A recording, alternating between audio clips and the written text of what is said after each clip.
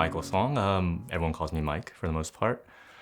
I was born in or around Koreatown in Los Angeles in California in 1986 and eventually moved to Korea when I was 22 and did not expect to stick around for the past 12 years or so. My brother's 6 years older than me, so there's an age gap there. And by the time he was born, my parents had been living in the US for about a year. So by the time I come around, they've been in the US for 7 years, going on a decade. By the time I'm old enough to understand anything that they're talking about as far as culture, being Korean American or being American or Korean, I'm like maybe 6 or 7 years old, and my parents have a general idea of what racism is in the States, what it's like to be someone who doesn't speak English very well, where English is their second language. And they also know that if they raise us to be too American, we're gonna have some kind of disconnect with them and also with our family back home. My brother had been to Korea once or twice before I was born. So they already knew that, okay, if we raise them too far in the American direction, when we send them back, there is conflict, there's issues there. So when I was growing up, when I was like about 6 or 7, my parents had already basically come down to this idea that you can't be both. You're just this other thing that has pieces of both, but you're not gonna be fully Korean, and at the same time, we don't want you to grow up fully American. It's not gonna be easy. You're not gonna have like too much in common with us, and you're gonna have some things that aren't in common with your friends, but that's just where you're at, and you're just gonna have to figure out your way to get through this. So I graduate from university. I've finally gotten through my chemistry program. I feel confident. There's not that many of us. I should be able to get a job. Apply for a lot of places, don't get a job, and realize that maybe the US doesn't have it for me right now. I started applying abroad. By this point, my girlfriend has moved to Korea to spend a year or two teaching English. I started applying to Korean companies, and I get a response. We want to interview you one more time in person. For some reason, they hire me. And I end up spending, I think, 3.5 years living in Ansan in Gyeonggi-do. I've never thought of myself as being more American. I think what happened when I came to Korea was I had some illusion that I wouldn't have a hard time, that it would be easy to adjust here, that I could just dip my toe in the culture and just be fine with removing myself mostly from what might be going on in Korea and just living out here, just working out here, making money, and then moving on with my life.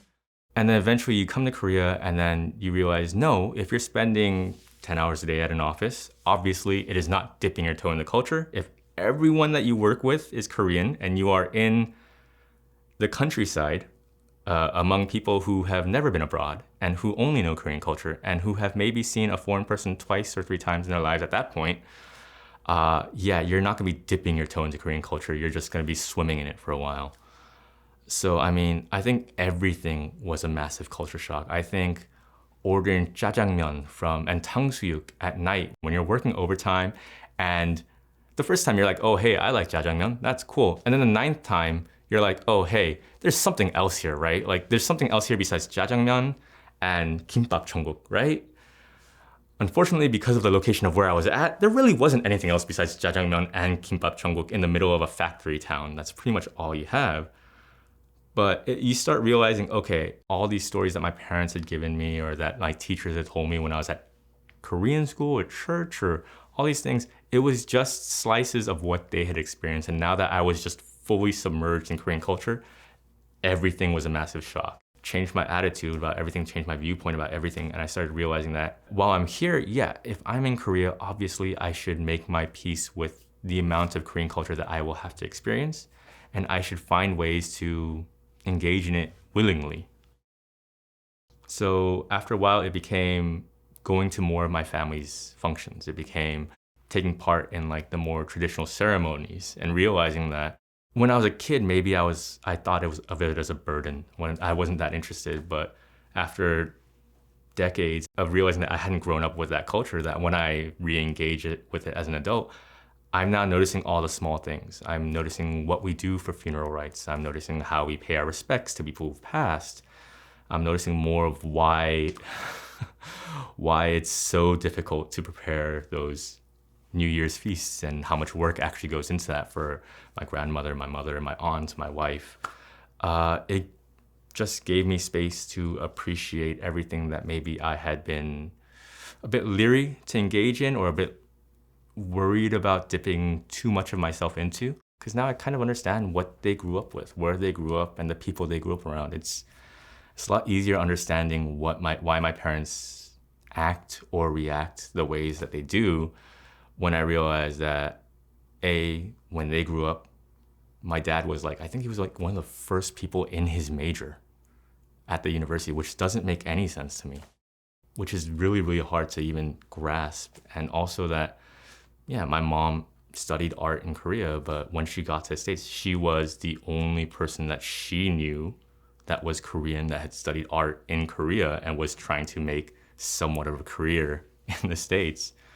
And even me, knowing that I have a skill set and I work in industries that are already established with other foreigners in it, with other Korean Americans in it, I'm still having difficulties.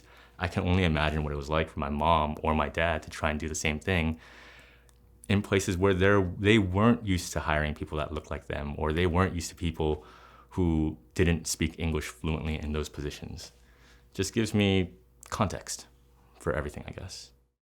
For me, the Korean American experience when I was growing up was definitely trying to find your place in the world and finding other people who had maybe some similarities and commonalities with you, whether it be other Korean Americans or just other people who are first, second generation Americans, trying to find your way, some commonality, trying to find some balance in the world, just solid footing.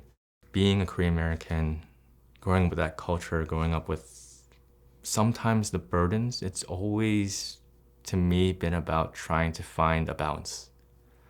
A balance between maybe what's expected of you and maybe what you want, what you have to do and what you feel like you could do, what you want to do even.